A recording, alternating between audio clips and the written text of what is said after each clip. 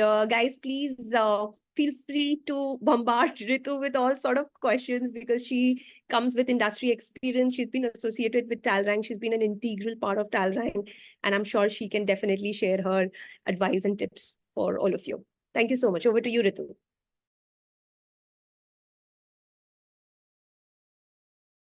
Just quickly start off with my introduction. I am an alumni of the Future CEOs program of Talerang. Prior to that, I was actually in HR college. I was in my second year when I actually when Shweta and the team, they had actually come to HR college for a session, and that's where we actually realized that okay, there is a program called the Future CEOs program that actually helps you prepare and get job ready. I at present work at Dentsu One. It is a Japanese marketing network company. So I head the business, new business and growth department for that company for India. Prior to Dentsu, I was working at Talerang for 3.5 years, and I had joined the analyst manager program. So when I joined, I was a fresher. I was fresh out of college. Actually, so my HR college had placed me at KPMG because I was then doing CA. So they had placed me in this finance division of KPMG, which I did not quite like, which is the reason why I had come running to Shweta. I'm like, okay, you know what, this has happened. Now I don't know what to do. So she was like, you know what, join the program and then figure on the side where you want to take your where you want to take your future from. So well, I did that. I joined the analyst manager program for 3 years. I've explored, I've dabbled in everything. I've had 9 internships prior. So in terms of exploring what I want to do, I was a very confused child. I did not know what I actually wanted to pursue my job in. So I have worked in Swiggy for marketing. I have worked in ULJK Securities, which is a Bombay Stock Exchange company. So as a research reporter, I've worked in Lodha, also in marketing and sales. I've worked in Barcode Entertainment, which is an entertainment company organizing different sorts of events. Film City, which was, I used to model back in the day. So I had this experience of actually interacting with many celebs as well. So I was like, might as well give this also a try and see if my interest lies here. So yeah, these were, and I was placed for my internship from the Future CEOs program to Birla Retail. So I have also worked there. My More store was the project at Birla. So working on the data, working on the report for that and all of that was something that I had done. Thankfully, and I know this session that you have today is of resume and interviewing skills. So I would be very happy to actually answer your questions here because touch wood, I have never till date been rejected from an interview, which I feel very proud of. And I say this with confidence because I have actually worked in quite a few companies and 9 internships, every one of them interviewed me and 2 jobs and Dentsu. So it's just been a crazy journey. But I'm really happy to actually help you with any questions here because I think according to me, resume and interviewing is the first impression that you actually create at any company you go to work for. This may be your dream company. This may be a company that you're looking forward to explore, or just like me, confused about where you want to go and trying to figure, what is going to help you understand the job better. So being the first impression that you actually have with the company, it's important to kind of understand the company that you're applying for and yourself before you actually go and present yourself in front of anyone else. So yes, I am open to questions now. This was my quick brief introduction. I don't have a lot of time. So I would actually keep that for the questions so that while answering them, I could also talk a bit more.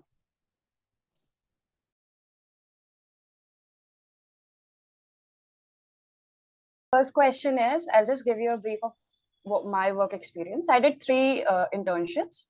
All were work from home and they were good. Like I did at reputed firms. And then I converted one of the internship into full-time job. And I worked there for around 12 months. And then I took a academics gap because I'm in my master's. So I had to do my thesis and dissertation. So now I'm aiming for going for a job again. Like I have to start my work era again. So now the thing that I want to understand from you is like, I have a work experience gap of say 6 to 7 months right now in my resume because I did it back till then.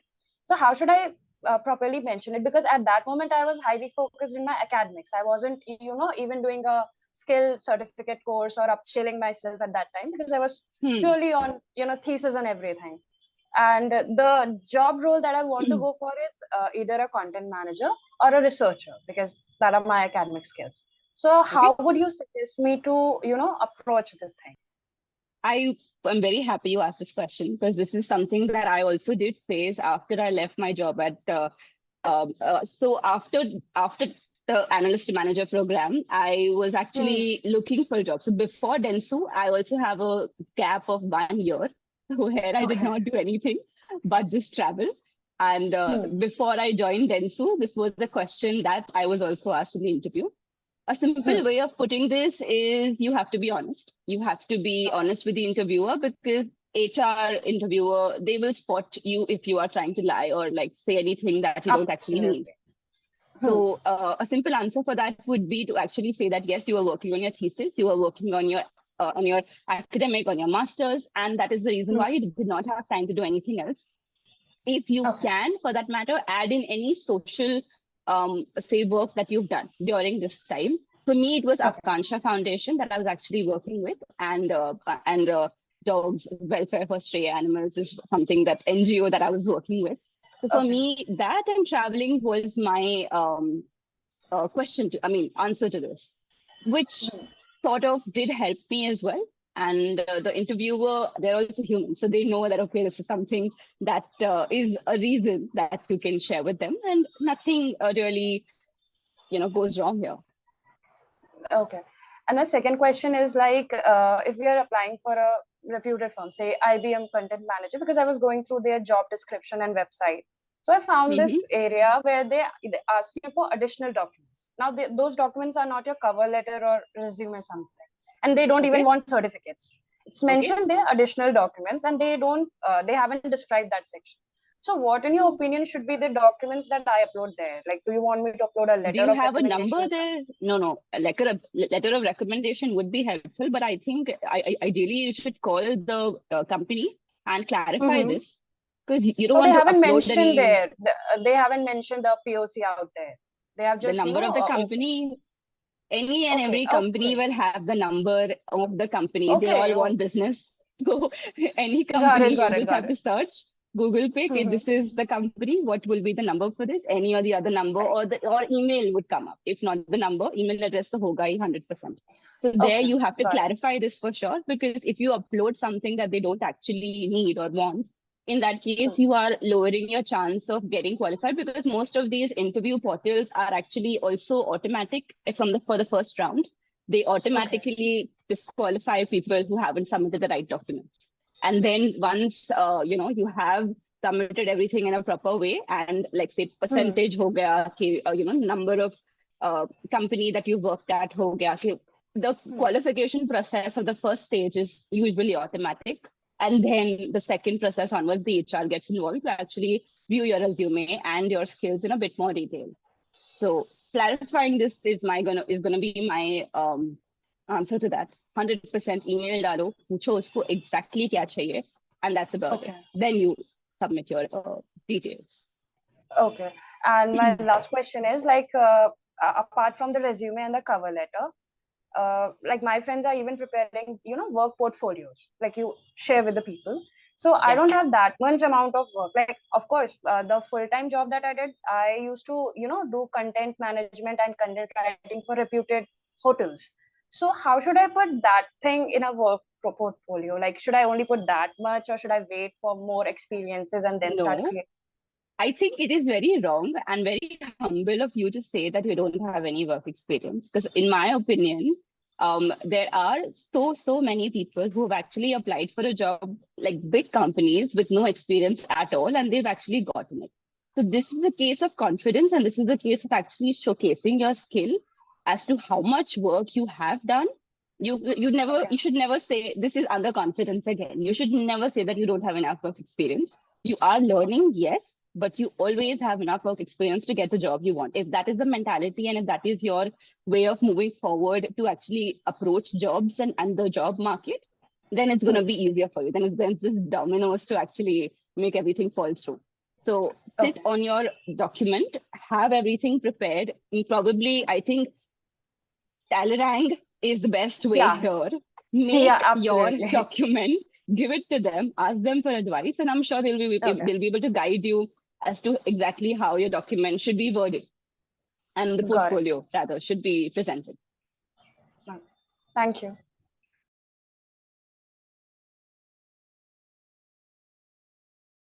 I will start with a little introduction of myself. Yes, please. I'm pursuing BTech CAC at Amity University. I'll be entering my third year in July. Okay. So, yeah, I was exploring in the field of research into the AI in healthcare and all. And most probably I will be going with my own startup soon. Okay, in the same field. Lovely. What's your dream company that you get inspiration from when you are, because if you want to have your own startup, you would have, say, a company you look up to or a company that you maybe want experience from? To be honest, there is no as such a perfect dream company because my aim is to get into the field of AI in healthcare and try to solve the issues which are not being solved yet. Because AI is right now being let's say you can say it's starting in the field of healthcare. It's not that deep into the healthcare. We have seen robotics and everything in healthcare, but not that deep in properly automated machines we don't have. Right. So I was thinking towards that.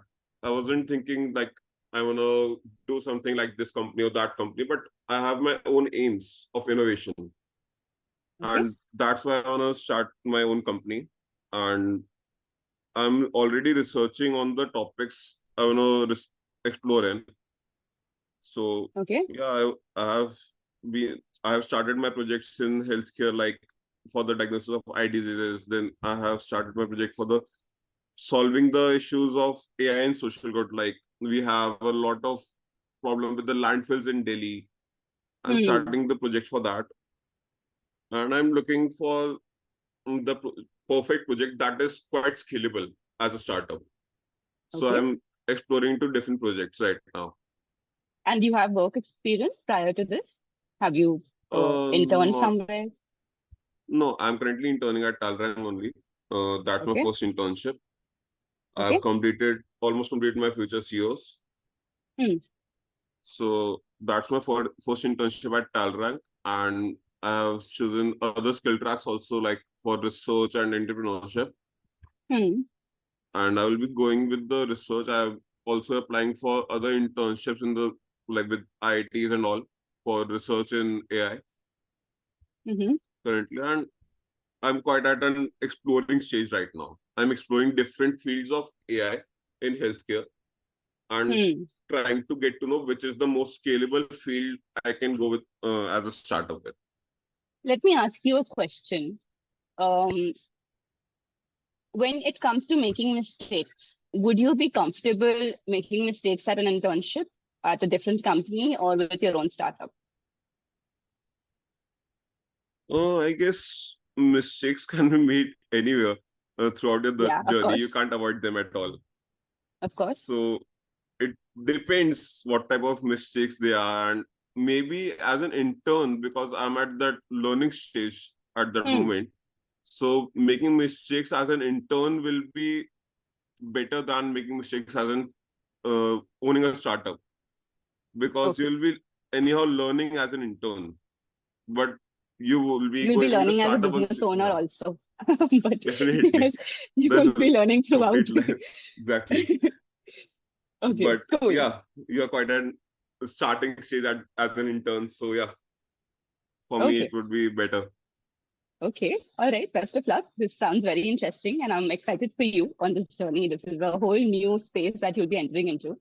So I hope you have work experience and mentors to guide you through this. But yeah, definitely had a great experience listening about your experience and everything. It was quite good. Thank you.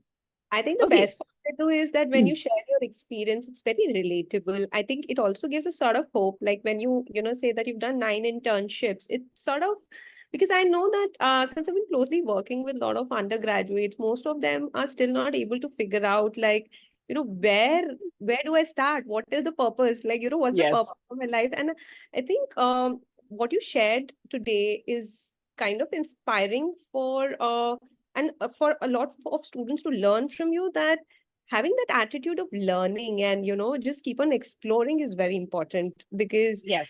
I know most of the people, they do have the tendency to giving up, that okay, this is it, this is not happening for me, and now what? So I think having that zeal to figuring out and still discovering things about yourself and not giving up is something that definitely, and I think every journey is unique. There are certain set standards, but I think you need to figure out your own path is something to learn from, definitely. Yeah. I think I would like to add here, giving up is also important. Because in my field, in my sense, I gave up CA because I knew it wasn't for me. Yeah. So when you know that something is not for you, it's also important to give up. Yes. Because Yes. then you can actually find your path better. You can actually find what you are meant to do better. If you Yeah. don't give up, you'll be stuck in that and you'll be like just repeating.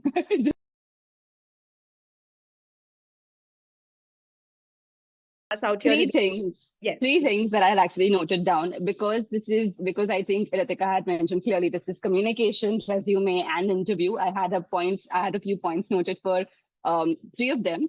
When it comes to communication, because I am in marketing, then so one, which is entirely marketing. All right. I am selling things to people they don't actually need. That is my job role, you could say, right? And out here, I think overall also, when it comes to marketing as a job track in general, skill track in general, confidence is very, very, very important because you are selling things people don't need. Active listening. When you talk to customers, when you talk to clients, when you talk to anyone and everyone around you, someone or the other always has something to say, which may kind of trigger and which may help you make that get that business. So I think active listening is very important whenever you're talking to someone and letting them talk to you to understand where they're coming from so that you can actually sell it to them. Negotiation and persuasion. Of course, I'm sure this is taught in Talerang as well, as to how you should negotiate. So I think Priya, for you here, because you are looking to get a job at IBM, very, very, very important for you to be able to master this skill because you actually want to sell yourself to this company and say that you have the relevant work experience that they are looking for. So here, knowing yourself before you actually go to them, knowing yourself and knowing exactly what they are looking for, so you can pitch yourself to them. So the elevator pitch and the different, skills that we are taught at Future CEOs program is very important. That comes handy in here, especially when you are going to a company and, pitching yourself. So, and empathy is very important again in job. So I think Vansh, for you here, since I do know that you are looking to have a startup of your own and, have your own business at some point, empathy is building rapport with people.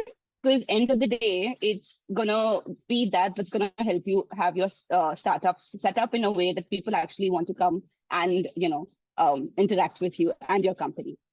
So I think these few couple tracks for communication and interviewing skills, I think this is overall, again, preparing and researching of what the company wants, what is that they're looking for, and of yourself as well. Research on yourself. What are you as a person? Who are you as a person? You can be confused. You can be lost. No problem at all when it comes to that. But however, knowing what exactly you like and you don't like is very important. So when you understand that, okay, this is something that I do not like at all, then obviously moving forward and trying to figure out what you like is also very important. To obviously follow the STAR method. So for me, the STAR method is situation, to analyze the situation, to analyze the task at hand, to analyze what action would be suitable here, and then to analyze the results. So this is important for interviewing at least. So many times interviewers throw random questions at you just to assess your ability to actually answer them. So this is when the STAR method would be helpful. Because when you analyze the situation that, okay, all 4 or 5 interviewers are looking at you and, what exactly are they expecting your answer to be? That is when the task and the action and the result is all going to follow. So very important method to follow during random questions at interview. Again, helpful for Priya for the gap year. It will help. And I think structuring the responses also very clearly. So I think making notes, like I have made notes as well for me to follow in case I don't forget, like skipping any points or whatever. So structuring your answers, having a summary as to what exactly are you intending to say to the audience, and then kind of moving forward with your response. Very important again. And engaging the audience, questioning. I think this is something that I had learned in my elocution back in school. Also, that just assume the audience to be a bunch of your friends, and whole one of them actually, and ask them what is it that they are looking for, what's something that they want you to talk about or hear from you, and then kind of move forward with that particular audience and engage them as much as possible, which is my reason for actually wanting to see your faces, because then I was like, okay, I can then engage you accordingly in that sense. But yes, this is my little bit for these certain 3 skills. Perfect. Thank you so much, Ritu. That was really helpful. And I'm sure you were able to make notes of it, because Yes. that's something we diligently follow in Talerang as well. And I think it was amazing to have you, and you share all the experiences. And I'm sure it was helpful for everyone who's joined in this session. Thank you for so much, Ritu, for taking out time and being here with No us. worries. Lovely speaking to you, and looking forward for having you for many more sessions. Thank you, Sneha. Thanks, everyone. I hope you guys enjoyed the Talerang session. Please do make the most of it. Bye. Bye-bye. Thank you.